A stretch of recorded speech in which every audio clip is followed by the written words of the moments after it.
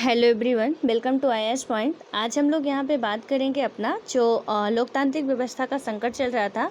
ये 6th chapter है आपका 12th क्लास का, और इसमें हम लोग देखने वाले हैं कि न्यायपालिका से संघर्ष किस तरीके से हुआ है। ठीक है, तो अभी जो इससे पहले यदि मैं बात करूं कि क्या क्या हम लोग देख चुके हैं, तो देखिए स्टार्टिंग से ही हमने देखा कि जो अपने भारत में ना राजनीतिक स्थितियाँ थी, और वो राजनीतिक स्थितियाँ कैसे, ये मैटर नहीं करता चुनाव कैसे हुए, क्या हुए, कब हुए, इससे हमें मतलब नहीं है। बस जो राजनीतिक दल थे, जो राजनीतिक पार्टियां थी, वो किस तरीके से सत्ता में आती हैं और उनका क्या प्रभुत्व रहता है, या किस तरीके से वो काम करती हैं, किस तरीके से एक सरकार आती है दूसरी गिरती है, या मतलब एक वर्चस्वशाली अपना बना के रखते हैं, कौन सी पार्टी थी, इनके बारे में हम लोग समझ रहे हैं। ठीक है, और यहाँ से मैं आपको बता दूं कि जो अभी हम लोग इंदिरा जी के बारे में पढ़ रहे थे और लाल बहादुर शास्त्री जी के बारे में हम लोगों ने जिक्र किया था, उसके बाद जो आपके पंडित जवाहरलाल नेहरू हैं, जो पहले हमारे प्रधानमंत्री थे, उनके बारे में जिक्र किया, तो इनसे क्वेश्चन कई बार कई एग्जाम में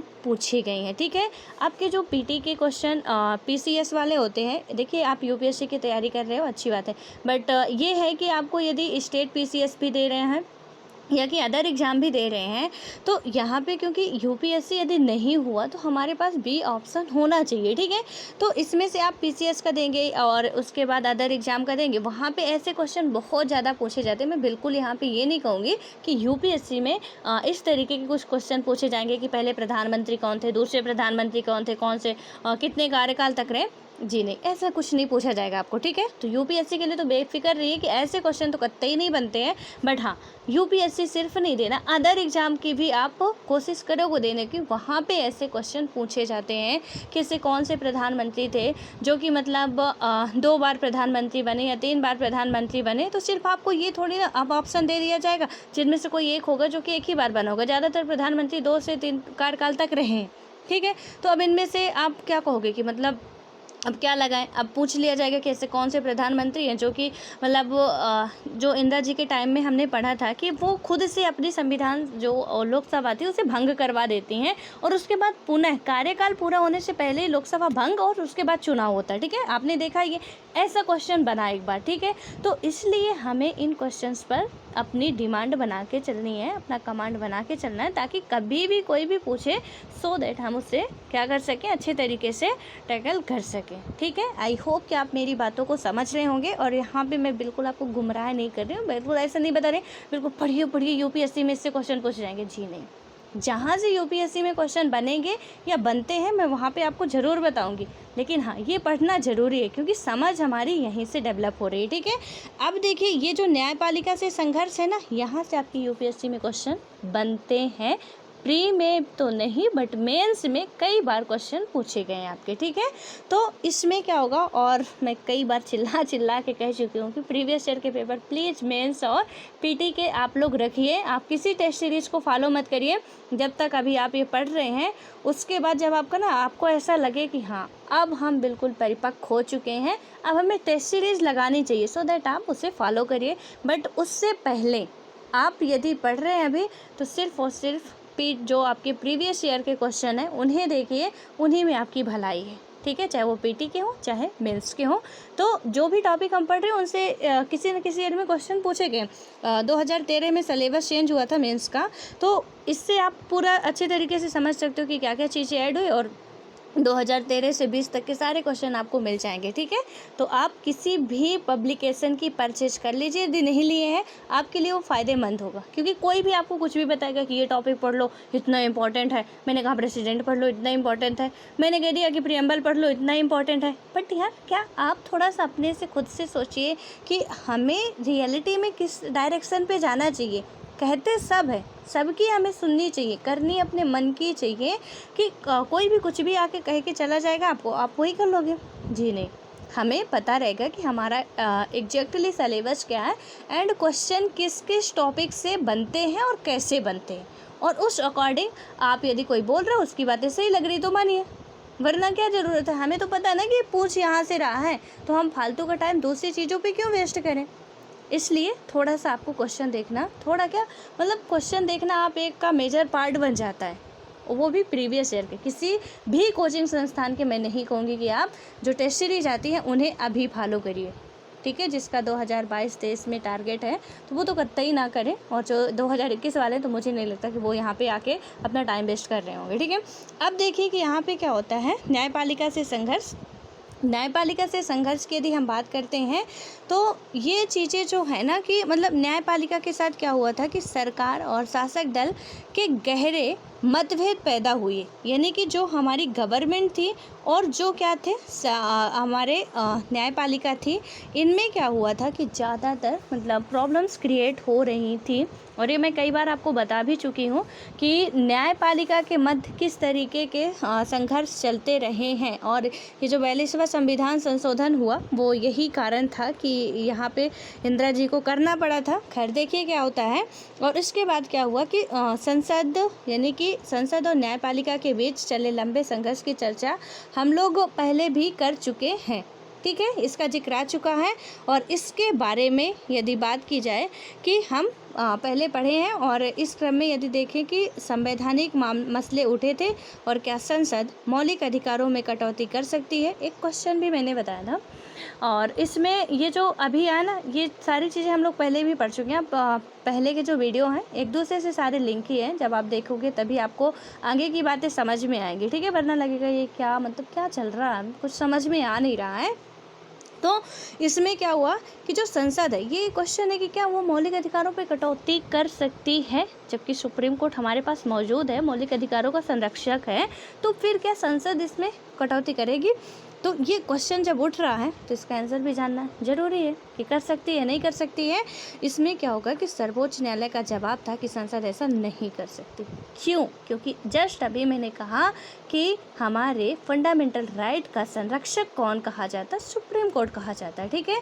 वो ये है कि जब भी कोई हमारे मौलिक अधिकारों पर कटौती करने की कोशिश करेगा तो यहाँ पे क्या करेगा, सुप्रीम कोर्ट उसमें मतलब हमें न्याय दिलाने की पूरी कोशिश करेगा। लेकिन अब प्रॉब्लम्स यहाँ पे क्रिएट हो रही भैया कि जो संसद है, अभी संविधान सभा का और मतलब बनाया गया था, और उसके बाद संविधान सभा ने ही तो यानी कि संसद में बैठे मेंबर, जो पहले संविधान सभा के नाम से जानी जाती थी, तो उसमें बैठे मेंबर ही ने तो उसे लिखा था कि फंडामेंटल राइट में ये है। तो फिर ऐसे कैसे हो सकता कि वो परिवर्तन नहीं कर सकती? लिखा तो उन्होंने ही था ना, लेकिन लिखा तो उन्होंने ही था। देखिए आगे पूरा हम लोग पढ़ेंगे तो आपको पूरा समझ में आएगा। ये सारे क्वेश्चन आपके दिमाग में आने चाहिए कि जब संसद ऐसा कर नहीं सकती तो संसद तो पहले ही लिख चुकी थी, तो संसद चाहे तो उसे मिटा भी सकती है। बट आगे देखिए क्या होता है यहाँ पे। इसमें क्या हुआ कि जब सुप्रीम कोर्ट ने आपका ऐसा कह दिया कि संसद कतई ऐसा नहीं कर सकती है, और इसके बाद यहाँ पे आप देखोगे कि दूसरा यह कि क्या संसद संविधान में संशोधन करके संपत्ति के अधिकार में काट-छाँट कर सकती है। और इस मसले पर भी सर्वोच्च न्यायालय का यही कहना था कि सरकार संविधान में इस तरह का संशोधन नहीं कर सकती है। मतलब सुप्रीम कोर्ट क्यों कह रही थी? गलती उसकी नहीं थी, क्योंकि इन्होंने ये लिखा था कि जो फंडामेंटल राइट हैं, जो संविधान निर्माता थे, उन्होंने पहले ही लिख दिया कि सुप्रीम कोर्ट का काम क्या होगा, फंडामेंटल जो राइट है या कॉन्स्टिट्यूशन जो है उसका संरक्षण करना है। अब जब उसका संरक्षण करना है तो आप उसमें कुछ भी छेड़छाड़ करोगे तो ये उसमें नहीं करने देंगे, ठीक है। अब इसीलिए क्या होता है कि यहाँ पे जो तीसरा था कि संसद ने यह कहते हुए संविधान में संशोधन किया कि वह नीति निर्देशक तत्वों को, यानी कि जो नीति निर्देशक या हमारे DPSP सिद्धांत को प्रभावकारी बनाने के लिए मौलिक अधिकारों में कमी कर सकती है। लेकिन सर्वोच्च न्यायालय ने इस प्राविधान को क्या कर दिया, यहाँ पे भी निरस्त कर दिया, और इससे सरकार और न्यायपालिका के बीच संबंधों में तनाव आ चुका था, क्योंकि सुप्रीम कोर्ट अब इसे भी खारिज कर रही थी कि ये भी आप अब नहीं कर सकते हो। गलती सुप्रीम कोर्ट की नहीं, मैंने आपको पहले ही बता दिया कि संविधान निर्माता ही वहाँ पे लिख के गए थे कि जो हमारा संविधान है और संविधान में लिखी गई हर एक बातों का संरक्षक कौन होगा, वो सुप्रीम कोर्ट होगा। वो अपना काम कर रहा था, ठीक है। अब जब अपना काम कर रहा था तो इनके काम में भैया अब आ रहा था रोड़ा। कौन? जो संसद के मेंबर थे, पार्लियामेंट के मेंबर थे, इनके काम में थोड़ा सा दिक्कत आ रही थी। अब जब दिक्कत आ ही रही थी, अब दोनों में ही कि आप ऐसा नहीं कर सकते, वो बोल रहे थे कि ये तो हमारा काम है, हम करेंगे, आप कुछ भी करो, हम तो इसको करेंगे। तो इसमें क्या हुआ कि यहाँ पे हम लोगों ने जो देखा था कि जो संकट के केशवानंद भारती के मशहूर मुकदमे के रूप में जो उस चैप्टर में हम लोगों ने बात किया था, और इस मामले में सर्वोच्च न्यायालय ने फैसला सुनाया कि संविधान का एक बुनियादी ढांचा है और संसद इन ढांचागत विशेषताओं में संशोधन कर सकती है। इन्होंने क्या कहा था कि संविधान का एक क्या है, बुनियादी ढांचा है और इसमें संसद क्या कर सकती है, इसमें संशोधन कर सकती है। आखिरकार जब केशवानंद बनाम भारती जी का मामला आता है, उनके मठ का जो भी ज़मीन वगैरह का, तो इसमें से फिर सुप्रीम कोर्ट को ये मानना पड़ा कि ठीक है, संसद क्या कर सकती है, इसमें अमेंडमेंट कर सकती है, संशोधन कर सकती है। ठीक है, उसके बाद क्या हुआ कि दो और बातों ने क्या किया कि न्यायपालिका और कार्यपालिका के संबंधों में तनाव बढ़ा। वो कौन कौन सी थी, क्या था, 1973 की घटना। ठीक है, इसमें क्या हुआ कि केशवानंद बनाम भारती के मुकदमे में सर्वोच्च न्यायालय द्वारा फैसला सुनाने के तुरंत बाद भारत ने मुख्य न्यायाधीश का पद खाली हुआ। जैसे ही ये 1973 में आता है केशवानंद बनाम भारती मामला, बहुत माना जाना मामला। इससे ना तो जितने भी ये केसेज आ रहे हैं, चाहे मिनर्वा मिल्स हो, चाहे केशवानंद बनाम भारती मामला हो, चाहे बीरूवाड़ी केस हो, प्लीज़ इन्हें सारी के सारे एक जगह कहीं पे आप लोग छांट के नोट कर लीजिए। वेरी वेरी वेरी इंपॉर्टेंट है आपके प्री के पॉइंट ऑफ व्यू से, मेंस के पॉइंट ऑफ व्यू से। सो आई सजेस्ट यू कि आप लोग इन्हें लिख लेंगे कहीं पे, एक छोटी सी नोट्स में, एक पेज में सारे आ जाएंगे, आपके लिए बहुत बेनिफिशियल होगा क्योंकि इधर उधर भटकना नहीं पड़ेगा। एंड केशवानंद बनाम केरल 1973 और बीरूवाड़ी बनाम जो आपके जितने भी हैं कि कहाँ से थे ये और क्या था मामला इनका, कैसे था, ये थोड़ा सा आपको याद रखना पड़ेगा। ठीक है, तो 1973 का आता है। 1973 के बाद क्या होता है कि यहाँ पे जैसे उन्होंने फैसला सुना, उसके बाद भारत में तो चीफ जस्टिस ऑफ इंडिया ही नहीं थी। ठीक है, अब इसके बाद क्या हुआ कि सर्वोच्च न्यायालय के जो सबसे वरिष्ठ न्यायाधीश को भारत का मुख्य न्यायाधीश बनाने की परिपाटी चली आ रही थी, लेकिन 1973 में सरकार ने क्या किया, यहाँ पे 3 वरिष्ठ न्यायाधीशों की अनदेखी करके न्यायमूर्ति A.N. रे को मुख्य न्यायाधीश नियुक्त कर दिया। अब और बवाल हो गए। एक तो वहाँ पे बीबी गिरी पहले से बने हुई है। ठीक है, थोड़ा ध्यान रखिएगा कि राष्ट्रपति महोदय जो है इंदिरा गांधी जी के सानिध्य में, या कहें कि इंदिरा गांधी जी के आप कह सकते हो कि थोड़ा उनका सपोर्ट ज़्यादा था और उसमें वो क्या किए, वहाँ पे उन्हें प्रधानमंत्री बना दिया जाता, राष्ट्रपति बना दिया जाता है। किसको, बीबी गिरी जी को। ठीक है, अब इसके बाद क्या हो रहा है यहाँ पे कि जो आपके आ रहे हैं, अब चीफ जस्टिस ऑफ इंडिया भी खाली हो गए और यहाँ पे किससे बनाया जा रहा है, और इन्हें बनाया जा रहा है, इनका नाम याद रखिएगा, A.N. रे को क्या बनाया जा रहा है, मुख्य न्यायाधीश। ये पूरी घटना समझिएगा कि हम कहते हैं न्यायपालिका हमारी स्वतंत्र है, बट उस टाइम पे क्या सिचुएशन चल रही थी और यह निर्णय राजनीतिक रूप से विवादास्पद बन गया क्योंकि सरकार ने जिन 3 न्यायाधीशों की वरिष्ठता की अनदेखी इस मामले में की थी कि उन्होंने सरकार के इस कदम के विरुद्ध फैसला दिया था। हमेशा जब आप सुप्रीम कोर्ट पढ़ेंगे तो उसमें से आपको ये पूरे सब कुछ पढ़ना पड़ता है, सुप्रीम कोर्ट हो चाहे हाई कोर्ट हो। ठीक है, तो इनमें से क्या, और इनसे क्वेश्चन भी बनते हैं, इनमें क्या होता है कि आप जब भी बनाओगे वहाँ के जो हेड होते हैं, अभी चीफ जस्टिस ऑफ इंडिया है, वो क्या होंगे, वरिष्ठ न्यायाधीश ही होंगे। उनके लिए कुछ क्राइटेरिया होता है कि 10 साल तक कहीं वकालत किए हों, 10 साल तक कहीं के जज रहे हों, या भारत के नागरिक रहे हों, इतने साल के उन्हें मतलब एक्सपीरियंस हो। ठीक है, उनका क्राइटेरिया एक फिक्स रहता है कि इतनी एलिजिबिलिटी होना चाहिए, तभी ये चीफ जस्टिस ऑफ इंडिया बनेंगे। मैं चीफ जस्टिस ऑफ इंडिया की बात कर रही हूँ, भारत का जो मुख्य न्यायाधीश है, अन्य न्यायाधीश नहीं।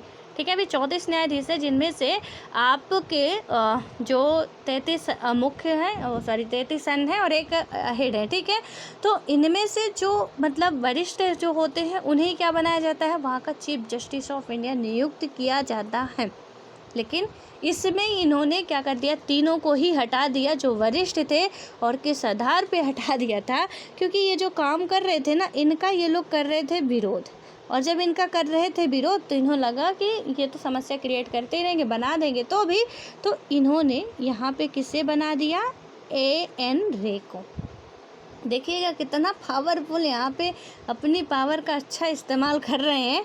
और इसके बाद क्या होता है कि ऐसे में संविधान की व्याख्या और राजनीतिक विचारधाराओं की बड़ी तेज़ी से घालमेल हुआ। जो लोग प्रधानमंत्री के नज़दीक थे वे एक ऐसी प्रतिबद्ध न्यायपालिका तथा नौकरशाह की ज़रूरत के बारे में बातें करने लगे जो विधायिका और कार्यपालिका की सोच के अनुकूल आचरण करे।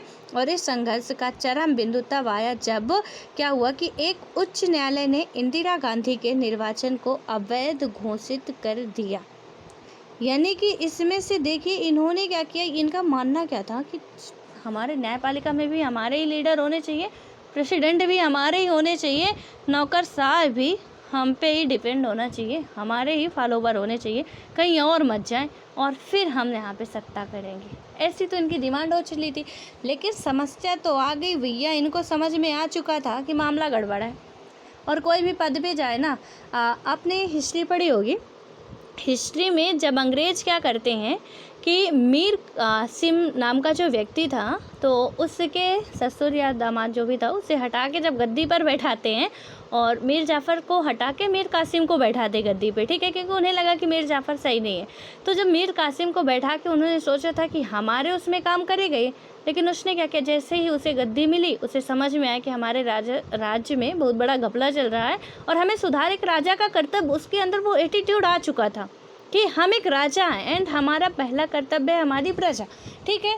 लेकिन ये अंग्रेज सोच रहे थे कि नहीं वो तो हमारे ही, मतलब जो हम कहेंगे वही करेगा, लेकिन उसने ऐसा किया नहीं। बाद में आपको पता है कि जो 3 शासक मिलके युद्ध करते हैं और वहाँ पे युद्ध होता भी है, बक्सर का युद्ध होता है 1764 का हुआ था। तो यही घटनाएं सारी बन रही थी।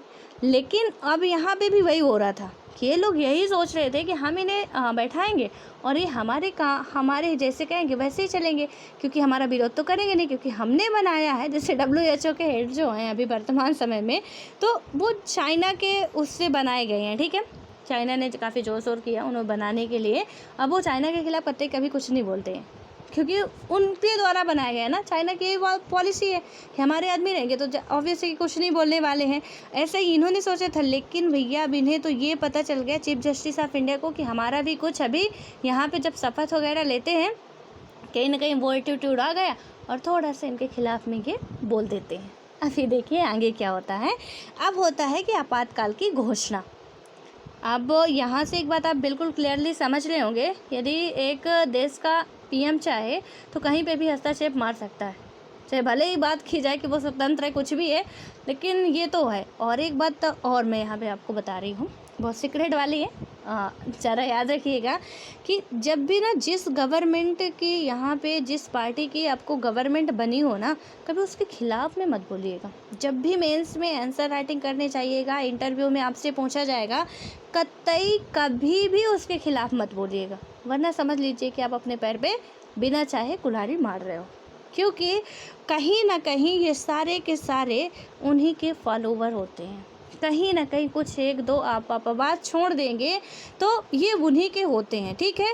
इसलिए यदि वो कुछ ऐसा बोल रहे हैं कि नेहरू जी ने तो इतना गलत किया, ऐसा किया, वैसा किया, वर्तमान समय में ये सिचुएशंस हो रही हैं, तो आपको कुछ ऐसा बारीकी से उसका आंसर निकालना होगा कि ना तो नेहरू जी की बुराई हो पाए आपके मुखार बिंदु से और ना ही वर्तमान की बुराई हो पाए। नहीं तो आप ऐसा कहते हैं, अरे आप कैसा कह रहे, नेहरू जी तो बहुत महान थे और यहाँ पे तो कुछ हो ही नहीं रहा, बस एक अपना बना रहे, एजेंडा तैयार कर रहे, उसके अलावा तो कुछ कर ही नहीं रहे। मान लीजिए कट्टर BJP विरोधी निकल गए आप और वहाँ पे बोल दिए जाके, तो दिक्कत हो जाएगी। इसलिए हमें क्या करना है कि थोड़ा सा अपनी जो विरोधाभास वाली भावना है ना, उसे अंदर ही रखना है और जिसकी पार्टी चल रही हो तो उस पर जहाँ पे हमें उसका एक मिडिल पाथ वाला आंसर निकालना पड़ेगा कि ठीक है कि नेहरू जी के टाइम में जो भी सिचुएशंस थी कहीं ना कहीं उन्होंने भी सही किया, एंड वर्तमान में जो भी चीज़ें चल रही हैं उसे भी टैकल करने के लिए जो भी किए जा रहे हैं, इनिशिएटिव लॉन्च किए जा रहे हैं, वो भी ज़रूरी है, ठीक है। इस तरीके से क्या होगा कि आप मतलब एक तीर दो निशान बना रहे हो, आपकी बातें भी हो जा रही हैं और सारी चीज़ें उन्हें भी थोड़ा इम्प्रेस कर पा रहे हो आप, इसलिए किसी के विरोध में नहीं बोलना हमें, ठीक है। अब आती है आपातकाल की घोषणा। आपको सिचुएशन समझ में आ रही क्या क्या बनती जा रही थी, आपातकाल क्यों आता है बाद में, क्योंकि उधर तमिल वाले विरोध कर देते हैं, मोरारजी देसाई बन जाते हैं। आपको पता है कि मोरारजी देसाई जो थे, और एक क्वेश्चन और पूछा जाता है, ऐसे कौन से प्रधानमंत्री जो सबसे ज़्यादा एज के बने थे, सबसे ज़्यादा एजेड थे, कई बार प्रधानमंत्री बनने के लिए हुए लेकिन ये गांधी परिवार इन्हें बनने नहीं दे रहा था और बाद में इन्हें मौका मिला तो ये बनते हैं, वो सबसे ज़्यादा एजेड थे, ठीक है। तो इस पॉइंट को भी नोट कर लीजिएगा। और सबसे कम एज के आपको पता है राजीव गांधी जी बने थे। तो यहाँ पर क्या हुआ कि जब आपातकाल की घोषणा, इसमें क्या क्या होता है, तो 12 जून 1975 के दिन इलाहाबाद उच्च न्यायालय के न्यायाधीश जगमोहन लाल सिन्हा ने एक फैसला सुनाया और इस फैसले में उन्होंने लोकसभा के लिए इंदिरा गांधी के निर्वाचन को अवैधानिक करार दे दिया। इन्होंने क्या कह दिया, कि ये कहीं ना कहीं संवैधानिक नहीं है, थोड़ा सा कुछ कहीं ना कहीं गड़बड़ है इसमें, ठीक है। अब क्या हुआ कि न्यायमूर्ति ने यह फैसला समाजवादी नेता राज नारायण द्वारा दायर एक चुनाव याचिका के मामले में सुनाया था। राज नारायण इंदिरा गांधी के खिलाफ 1971 में बतौर उम्मीदवार चुनाव में खड़े हुए थे और याचिका में इंदिरा गांधी ने क्या किया कि निर्वाचन को चुनौती देते हुए तर्क दिया कि उन्होंने चुनाव प्रचार में सरकारी कर्मचारियों की सेवाओं का इस्तेमाल किया। यानी कि जो नौकरशाह थे इंदिरा गांधी जी अपने चुनाव प्रचार में, आपको पता है कि बहुत ज़्यादा इसमें तो बहुत ही ज़्यादा रिस्ट्रिक्शंस होते हैं। आप एक डीएम हो, एसडीएम हो, तहसीलदार हो, बीडीओ हो, जिस भी पोस्ट में हो आपको ये हक नहीं है कि आप क्या करें, उनका चुनाव प्रचार करें, उनके स्टार प्रचारक बने, कतई नहीं। किसी भी पार्टी, जो अभी मैं कब से मतलब चिल्लाते जा रही हूँ कि किसी की पार्टी के समर्थक नहीं होना है, इसीलिए यानी यहाँ पे नहीं होना है किसी भी पार्टी के कि आप एक नौकरशाह बन के गए और वहाँ पे आप बहुत बड़े बीजेपी भक्त निकल गए या कांग्रेस भक्त निकल गए या अदर पार्टी के भक्त निकल गए और वहाँ पे करने लगे चोरी छुपे प्रचार और फंस गए कहीं भी, तो बहुत बड़ी दिक्कत आने वाली है। इसलिए ना तो पहले था और ना ही ये सिस्टम आज है। अब देखिए क्या होता है यहाँ पे कि जब ये डेट याद कर लीजिएगा कि आपातकाल की घोषणा इमरजेंसी कब लगाई गई थी, तो 12 जून 1975 में ये सिचुएशंस बन चुकी थी, ठीक है। अब इसमें क्या हुआ कि जो 1971 में तो आपको पता चुनाव कैसे हुए थे, लोकसभा भंग करा के हुए थे, ठीक है। यहाँ पे जो सरकारी कर्मचारियों का तो उन्होंने सहारा लिया और उच्च न्यायालय के इस फैसले का मतलब था यह था कि कानूनन अब इंदिरा गांधी सांसद नहीं रही और अगर अगले 6 महीने की अवधि में दोबारा सांसद निर्वाचित नहीं होती तो क्या होगा कि प्रधानमंत्री के पद पर कायम नहीं रह सकती। और 24 जून 1975 को सर्वोच्च न्यायालय ने क्या किया कि उच्च न्यायालय के इस मामले पर आंशिक स्थगनादेश सुनाते हुए कहा कि जब तक इस फैसले को लेकर की गई अपील की सुनवाई नहीं होती तब तक इंदिरा गांधी जी सांसद बनी रहेंगी, लेकिन वे लोकसभा की कार्यवाही में भाग नहीं ले सकती। यहाँ पे 5 टाइप के रेट होते हैं, जरा उन रेटों के नाम आज लिखिएगा आप लोग। ये रेट हम पढ़ा चुके हैं आपको और इन रेटों में से ही एक आता है कि जब हाई कोर्ट कुछ फैसला करता है उसमें सुप्रीम कोर्ट कैसे क्या कर सकता है, उसे स्थगित कर सकता है। ये कौन सी रीट है प्लीज़ आप लोग बताइएगा, क्योंकि मैं बता चुकी हूँ तो कतई आज नहीं बताने वाली हूँ, ठीक है। तो ये आपको बताना, थोड़ा अपने दिमाग में जोड़ डालिएगा। और मैंने लिखवाया भी था, आप लिखे होंगे तो अच्छी बात है, और नहीं लिखे हैं तो आप लक्ष्मीकांत खोलें, वहाँ पे आपको मिल जाएगा और वहाँ से आप देख के बताइए, ठीक है। तो इसमें क्योंकि जब हाई कोर्ट कुछ बोल रहे हैं या अदर कोर्ट कुछ बोल रहे हैं, सुप्रीम कोर्ट वहाँ पे क्या रिएक्शन है, किस रेट में ये बातें कही गई ये बताना है आपको, क्योंकि यहाँ पे भी वही सिचुएशंस आ रही है कि जो भी आपकी ना हाई कोर्ट ने ये दिया कि इसमें क्या करना है। इलाहाबाद हाई कोर्ट ने कहा कि अब ये सांसद नहीं रह सकती क्योंकि इन्होंने गवर्नमेंट जो भी एम्प्लॉय थे उनसे इन्होंने हेल्प ली है या अपने चुनाव प्रचार के लिए बहुत बड़ा उनका सहयोग प्राप्त किया इन्होंने, तो इसमें से वो सांसद नहीं रहेगी। लेकिन सुप्रीम कोर्ट ने कह दिया ऐसा नहीं। सुप्रीम कोर्ट ने कहा क्यों था, क्योंकि इन्होंने बनाया किसे था, ये बनाए थे ये, ठीक है। तो यहाँ पे वो क्या किए थे कि इनको जब बनाए, और जब बनाए तो वही है जैसे मैंने WHO को बताया कि अब यही है कि चाइना कोविड फैलाए, चाहे जितनी भी बड़ी महामारी ला दे, वो तो बोलते नहीं, 1.5 साल बाद जाते चेकअप करने और बोलते हैं कि वहाँ तो कुछ मिला ही नहीं, हाँ ऐसा कुछ था ही नहीं। अरे वो चाइना भैया, जितना छोटू होता ना उसका दिमाग आगे चलता है, और वहाँ पे वो 1.5 साल तक रखेगा कि कोई चेक करने आएगा और हम सबूत बचा के रखेंगे कि यहाँ पे हमने क्या किया था। लेकिन अब वही है कि फिर अब क्या कह सकते हो, ट्रम्प जी चिल्लाते रह गए, लेकिन इन्हें तो कुछ समझ में आया क्यों नहीं, टाल मटोल करते रह गए। पहले से भी पता था, लेकिन अब तो ये चाइना के ही सानिध्य में बने थे ना बेचारे, उनके एहसानों तले दबे हुए थे, कुछ कर भी तो नहीं सकते हैं। और चाइना की जो पॉलिसी है ऋण जाल की, एक बार मैंने आपको बताया था, वहाँ पे भी कुछ ऐसे ही कर रहा है कि जो कंट्री है ना, अब धीरे धीरे उन्हें भी अपने कब्जे में कर रहा है कि वो बोल भी ना पाए। चाहे वो श्रीलंका हो, श्रीलंका का हम्बनटोटा बंदरगाह ले लिया, उसके बाद पाकिस्तान का जो वहाँ पे था बंदरगाह, उसका एक पोर्ट था, उसको ले लेता है। तो यहाँ पे चाइना और ऐसे कई राष्ट्र है, इतना ईजी तरीके से वो ऋण देता है ना कि मतलब आओ बेटा, और ऐसे बोलता है वो, ऐसे नहीं देता है कि मतलब आप उधर ऋण मांगने जाओगे तो देगा, वो क्या कहता है, ठीक है बेटा आपके घर गया, बोलता है अरे आपके यहाँ पे तो ये डेवलपमेंट करने लायक था और ये एरिया आपका यहाँ पे बहुत अच्छा है, यहाँ तो आप अच्छा वो निवेश कर सकते हैं, क्यों नहीं कर रहे। बोलेंगे कि अरे क्या बताएं पैसे की कमी है, नहीं तो कर ही लेते। अरे यार टेंशन क्यों ले रहे हो, हम है ना, हम पैसा देंगे आपको, कर लीजिए। और वो बस लोगों को लगेगा वाह यार कितना अच्छा दोस्त है हमारा चाइना। और क्या करता है कि वो उन्हें दे देता है बिना किसी शर्त के, उन्हें दे दिया कर्जा, और इतना बड़ी अमाउंट में देता है कि बेचारे जो डेवलपिंग कंट्री हैं या अनडेवलपिंग कंट्री हैं, तो यदि इतने डेवलप होते तो पहले से ही कर लेते। अब इतनी बड़ी अमाउंट वो दे रहा है कि वो कतई कभी नहीं लौटाने वाले हैं। अब श्रीलंका का हम्बनटोटा बंदरगाह और ग्वादर बंदरगाह जो पाकिस्तान के थे, इनको वो लीज पे ले लिया, तो आपको क्या लगता है कि ये देगा कभी? 99 साल के लिए लिया है, 94 साल के लिए, तो कतई नहीं देने वाला लौटा के, ठीक है। बहुत होता है 99 साल 100 साल। और इसलिए अब क्या हो रहा है यहाँ पे कि ये हालत इसकी चल रही है। IMF वर्ल्ड बैंक से आप ऋण लेने जाओ तो वहाँ पे ये डॉक्यूमेंट सबमिट करो, ये करो, वो करो, वो करो, तो इतना झमेला कोई पालता नहीं है। आप IMF की कुछ शर्तें होती उन्हें भी मानना पड़ता। हमने भी एक बार IMF वर्ल्ड बैंक से कर्जा लिया था 1991 में, हमें भी शर्तें माननी पड़ी थी, LPG लाना पड़ा था। तो वहाँ की कुछ शर्तें आप मानो, वरना चाइना तो बैठा ही है सबका बापा, जिसे भी लेना ले जाओ ले जाओ ले जाओ ले जाओ। और उसके बाद वो क्या करेगा, सबकी ज़मीन अपने में मिला रहा है। तो ऐसी इसकी जो रणनीति बनती जा रही है। और यहाँ पे सेम सिचुएशंस यहाँ पे भी थी कि इंदिरा गांधी पर जब सवाल उठा, उन्होंने पहले से ही मजबूती बना ली थी कि कोई भी हमारा कुछ नहीं कर सकता। सुप्रीम कोर्ट में भी आप जाओगे तो वो हमारे ही बाद में बैठे हैं, और वहाँ पे वो क्या करेंगे, हमें कि कहीं ना कहीं बचा लेंगे। और वही हुआ भी, ठीक है। लेकिन कब तक होगा ऐसे। और इसके बाद अब क्या होता है, संकट और सरकार का फैसला।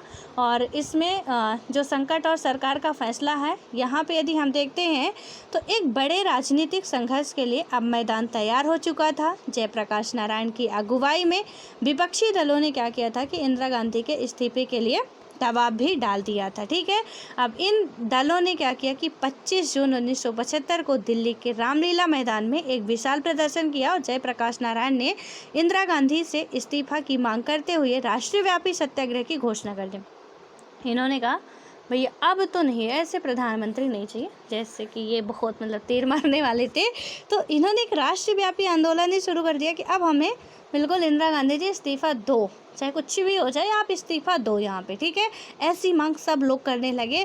और जयप्रकाश नारायण जी ने क्या किया कि सेना, पुलिस और सरकारी कर्मचारियों का आह्वान किया कि वे सरकार के अनैतिक और अवैधानिक आदेशों का पालन ना करें, और इससे भी सरकारी कामकाज के ठप हो जाने की अंदेशा पैदा हुआ। और देश का राजनीतिक मिजाज अब पहले से कहीं ज़्यादा कांग्रेस के खिलाफ हो चुका था। और सरकार ने क्या किया कि इन घटनाओं के मद्देनज़र जवाब में आपातकाल की घोषणा कर दी। जब सारी सिचुएशंस हाथ से निकलती दिख रही थी तो यहाँ पे क्या कर दिया गया, आपातकाल की घोषणा कर दी गई। 25 जून 1975 के दिन सरकार ने घोषणा की कि देश में गड़बड़ी की आशंका है, और इस तर्क के साथ उसने देश के, या कि हम बात करें कि संविधान के अनुच्छेद 352, ठीक है, मैंने आपको बताए थे 3 आर्टिकल, 352, 356, 360। 352 आपका आर्टिकल कहता है राष्ट्रीय आपातकाल, ठीक है। तो राष्ट्रीय आपातकाल में इन्होंने अंदेशा क्या दिया था, राष्ट्रीय आपातकाल में कहीं बाह्य युद्ध हो रहे हों, आपके आंतरिक सशस्त्र विद्रोह हो रहे हों, इनमें से क्या किया जाएगा कि इन्होंने अंदरूनी गड़बड़ी दी और 1952 में लागू कर दिया। जो आर्टिकल था आपका आर्टिकल 352 के तहत इसे लागू कर दिया गया। और इस अनुच्छेद के अंतर्गत प्रावधान किया गया कि बाहरी अथवा अंदरूनी गड़बड़ी की आशंका होने पर सरकार आपातकाल लागू कर सकती है। और सरकार का निर्णय था कि गंभीर संकट की घड़ी आन पड़ी है और इस वजह से आपातकाल की घोषणा जरूरी हो गई है। अब देखिए इन्होंने इस आधार पे क्या कर दिया, आपातकाल लागू कर दिया, राष्ट्रीय आपातकाल। 352 आर्टिकल 356 आपका है जो राष्ट्रपति शासन है, और आर्टिकल 307 है वित्तीय, ठीक है, आपातकाल की बात करता है। अब आगे क्या हुआ यहाँ पे कि तकनीकी रूप से यदि बात की जाए तो ऐसा करना जो था इसमें सरकार की शक्तियों के दायरे में था। और क्योंकि हमारे संविधान में सरकार को आपातकाल की विशेष मतलब स्थिति में विशेष शक्तियाँ प्रदान की गई हैं, और ऐसा इसलिए किया गया क्योंकि राष्ट्रपति महोदय जी जो थे वो तो इन्हीं की सुन रहे थे, ठीक। उसके बाद सुप्रीम कोर्ट में भी कुछ ऐसे ही चल रहा था। और जब आपातकाल लागू हो जाता है तो किसी को कोई पावर नहीं रहता, सिर्फ और सिर्फ पावर किसे रहता है तो सेंटर वालों को रहता है। अब इससे इनको फ़ायदा होने वाला था और इन्होंने इसको लागू कर दिया और आपातकाल की घोषणा के साथ ही शक्तियों के बंटवारे का संघीय ढांचा जो था व्यवहारिक तौर पर निष्प्रभावी हो जाता है और ये सारी शक्तियाँ केंद्र के हाथ में चली आती। अब कहीं पे भी कोई भी राज्य, चाहे यूपी में कांग्रेस की हो, चाहे अदर पार्टी की हो, चाहे बिहार में किसी भी पार्टी की सरकार हो, चाहे पंजाब में किसी भी पार्टी की सरकार हो, डजेंट मैटर। अब तो सारी काम काज जहाँ भी ऑल ओवर इंडिया में होना है किसके हाथ में आ चुके, अब आ चुके सेंट्रल गवर्नमेंट के हाथ में। ठीक है, अब जब आपातकाल में यही होता है, राष्ट्रपति शासन लगा, सारे काम सेंट्रल गवर्नमेंट पे हाथ में आ जाएंगे। ठीक, तो उसमें ये होता है कि पर्टिकुलर एक स्टेट का होगा। ठीक है, लेकिन जब आपातकाल लगा, राष्ट्रीय आपातकाल लगा, तो ऑल ओवर इंडिया में जितने भी स्टेट हैं, यूनियन टेरिटरी, वो तो पहले से ही सेंटर के हाथ में रहता है, लेकिन जितने स्टेट हैं जहाँ पे लेजिस्लेटिव असेंबली वगैरह, वहाँ के वो सारे चीज़ें कहाँ पे आ जाएंगे, सेंट्रल गवर्नमेंट के हाथों में अब आ चुके थे। अब क्या हुआ कि जो मोरारजी देसाई लोग अपना अलग अलग से स्टेट में बना के बैठे थे, अब इनका थोड़ा सा तो दिक्कत होने वाली थी। और उसके बाद क्या हुआ यहाँ पे कि दूसरे सरकार चाहे तो ऐसी स्थिति में किसी एक अथवा सभी मौलिक अधिकारों पर रोक लगा सकती है। और ये भी है, आपातकाल में ये भी होता है कि सरकार चाहे तो एक या तो सभी में कुछ अपवाद हैं। ठीक है, इसके बाद क्या हुआ कि अथवा उनमें कटौती कर सकती है। संविधान के प्रावधान में शब्दों में यह स्पष्ट हो जाता है कि आपातकाल को वहाँ एक असाधारण स्थिति के रूप में देखा गया है और जब सामान्य लोकतांत्रिक राजनीति के कामकाज नहीं किए जा सकते। और इसी कारण से क्या होगा कि सरकार को आपातकाल की स्थिति में विशेष शक्तियाँ प्रदान की जाती हैं। अभी देखिए, एक पॉइंट नोट करिए यहाँ पे आप कि इसमें जब गवर्नमेंट को तो ऐसे लगता है कि काफ़ी मतलब पूरे ऑल ओवर कंट्री में कुछ गड़बड़ होने वाली है, तो वो बेशक आपातकाल लगा सकते हैं। अभी तक शायद 3 बार आपातकाल लग चुके हैं, लेकिन ये जो आपातकाल था ना, बिना मतलब कहीं ना कहीं इतना ज़्यादा ज़रूरी नहीं था कि लगाना ही चाहिए, बट अब इनको कुर्सी बचानी थी इसलिए लगा रहे थे। बाकी ऐसा कुछ नहीं था, जनता ऐसा कुछ नहीं कर रही थी ना, वो महसूस ही कर रही थी। ठीक है, जनता को इनसे प्रॉब्लम थी और ये उन्हीं को बैन कर देते हैं। तो यहाँ पे देखिए कि जब आपातकाल की सिचुएशंस आती है उस टाइम पे कौन कौन से आपके फंडामेंटल राइट कभी नहीं खत्म किया जा सकते हैं, चाहे वो संसद हो, चाहे सुप्रीम कोर्ट हो, चाहे कार्यपालिका हो, विधायिका हो, कोई भी हो, आपके नहीं वो खत्म कर सकता। वो कौन सा आर्टिकल है आपका? 21। आर्टिकल 21 क्या होता है? दैहिक और दैविक रूप से गौरवपूर्ण जीवन जीने का अधिकार आर्टिकल 21 है। और यहाँ पे कोई भी ऐसा नहीं है जो कि आपके इस अधिकार को खत्म कर सके। सांस लेने का आपको अधिकार है, स्वच्छ नींद लेने का अधिकार है, स्वच्छ खाना खाने का अधिकार है, इससे कोई नहीं हटा सकता कभी भी। एक पॉइंट ये। दूसरा पॉइंट ये लिखिए, आर्टिकल 20। आर्टिकल 20 में आपको कोई भी ऐसा नहीं है जो कि आपको यहाँ से क्या कर सके, आपके इस अधिकार से वंचित कर सके। कहीं कहीं पे जो आपको आर्टिकल 19 मिलता है, उस 19 में कुछ बातें वहाँ पे मतलब फिक्स की गई हैं कि जब 19 खत्म किया जाएगा, क्योंकि वहाँ पे हमें अभिव्यक्ति की स्वतंत्रता मिलती है 19 में। ठीक है, और जब आर्टिकल 19 हमारी अभिव्यक्ति की स्वतंत्रता के तहत 6 हमारे वो मिलते हैं, कहीं भी आ जा सकते हैं, कहीं भी रह सकते हैं, कहीं भी बच सकते हैं। तो जब कभी भी ज़्यादा भीषण बाहरी विद्रोह हो रहा है और हमें बोलने का स्पीच होता है, राइट टू स्पीच का जो हम बात करते हैं, तो कहीं आंतरिक विद्रोह हो रहे हैं तो उसमें से फिर ख़त्म किया जाता है। ठीक है, थोड़ा इसको याद रखिएगा आप लोग कि 19 जो आर्टिकल है, या कि हम बात करें कि ये 20, 21, इनमें से काफ़ी वो है, लेकिन मेजर यही दो हैं, 20 और 21, जो कि कभी आपके ख़त्म नहीं हो सकते। ये याद रखिएगा आप। ठीक है, क्योंकि बोलने का अधिकार कभी कभी हमें ख़त्म करना पड़ता है, क्योंकि ज़्यादा आदमी बोलने लगता है। और बोलने इन द सेंस कि हमें अभिव्यक्ति अपना व्यक्त करना है, तो ऑब्वियस है कि हम कहीं पे भी कर सकते हैं, बट कभी देशद्रोह के खिलाफ, मतलब देश के खिलाफ बोलें या कुछ भी, तो ऐसा नहीं होगा। इसलिए 20 और 21 ये कंफर्म करिएगा। ठीक है, इसके बाद अब यहाँ पे आता है कि 25 जून 1975 की रात में प्रधानमंत्री ने राष्ट्रपति फ़खरुद्दीन अली अहमद से आपातकाल लागू करने की सिफारिश की और राष्ट्रपति ने तुरंत यह उद्घोषणा कर दी कि आधी रात के बाद सभी बड़े अखबारों के जो दफ्तर थे वहाँ पे बिजली काट दी गई। अब देखिए, बीबी गिरी, जाकिर हुसैन पद पे रहते उनकी डेथ हो गई, बीबी गिरी भी वहाँ से जा चुके थे। अब आते हैं जो अगले ही एक ही मैंने आपको अभी राष्ट्रपति लिखवाए थे और प्रधानमंत्री उस टाइम के, तो 3 आपके राष्ट्रपति हमने लिखवाए थे। ठीक है, उन 3 राष्ट्रपति में से जाकिर हुसैन, और एक ही 4-5 साल के टाइम पीरियड में, जो भी 8-10 साल का था आपका, तो वहाँ पे जाकिर हुसैन सर थे। और उसके बाद आपका आएगा जो थे आपके बीबी गिरी थे, और फिर आते हैं फ़खरुद्दीन अली अहमद। 5वें जो राष्ट्रपति बनते हैं 1967 से 77 तक की बात हो रही है। ठीक है, ये राष्ट्रपति के कार्यकाल की बात हो रही है, तो 67 से 77 तक में ये बनते हैं। 10 साल का मान के चलिए कि ठीक है। और उस टाइम पे अभी इंदिरा गांधी जी ही प्रधानमंत्री है। अब इन्होंने क्या किया, अब याद रखिएगा एक बात कि जब आपातकाल लागू हुआ तो उस टाइम पे राष्ट्रपति कौन थे, तो फ़खरुद्दीन अली अहमद जी थे। कौन थे, फ़खरुद्दीन अली अहमद। और इंदिरा गांधी क्या थी, देश की प्रधानमंत्री थी। ठीक है, अब इसमें से क्या हुआ कि यहाँ पे इन्होंने तो अपने हस्ताक्षर वगैरह कर दिए, क्योंकि उनकी राष्ट्रपति महोदय की अनुमति के बिना नहीं होगा आपातकाल लागू। ठीक है, इसलिए उन्होंने इंदिरा जी की बात मानी और बिना किसी जांच पड़ताल के ऐसा कर दिया उन्होंने। अब क्या होता है, बिजली भी काट गई। और तड़के सवेरे क्या हुआ कि बड़े पैमाने पर विपक्षी दलों के जो भी यहाँ पे हमारे विपक्षी के पार्टी के लीडर्स थे, उन्होंने क्या किया कि नेताओं और कार्यकर्ताओं की गिरफ्तारी हुई। और 26 जून की सुबह 6 बजे एक विशेष बैठक में मंत्रिमंडल को इन बातों की सूचना दी गई, लेकिन तब तक बहुत देर हो चुकी थी। यानी कि देखिए, कैबिनेट है, सेंटर गवर्नमेंट काम कर रही है, आपको पता है कि बिना मंत्रिपरिषद की सलाह के कुछ होता नहीं है वहाँ का। ठीक है, हम पत्ता भी नहीं हिल सकता। लेकिन इंदिरा गांधी जी ने क्या किया, अरे साइड है तो सबके सब, मतलब हम ऐसे कैसे किसी की बात मान सकते हैं। तो इन्होंने क्या किया कि यहाँ पे उन्होंने ये कर दिया कि किसी से सलाह नहीं, आपातकाल लागू हो गया, बिजली कट गई, सारी जो भी इन्हें करना था वो सब घोषणा कर दी। तब मंत्रियों को पता चलता कि अरे यहाँ पे आपातकाल लागू हो गया, हमें तो पता ही नहीं था। और कौन से मंत्रियों को, कैबिनेट मंत्री को पता चलता है कि यहाँ पे आपातकाल लागू हो गया, हमें पता नहीं चला। ये सिचुएशंस उस टाइम पे आ चुकी थी। और जिनको जब तक का पता चलता, भैया जो विपक्ष वाले थे, सुबह सुबह तो उनको गिरफ्तारी शुरू हो गई। देखिए, बिना मतलब किसी मतलब का ये आपातकाल जो था ये समझा जा रहा है, ज़बरदस्ती थोपा जा रहा। आप देखिए ना कि पूरे जो भी इसके रूल रेगुलेशन थे वो फॉलो किए ही नहीं जा रहे थे। मानते हैं महिलाओं के पास दिमाग होता है, बट फिर दिमाग ऐसे ही होता है कि हाँ, मतलब ना आर देखेंगे ना पार देखेंगे, जो भी चल रहा है चलने दो, फिर कोई दिक्कत नहीं है। यहाँ पे भी वैसे हुआ।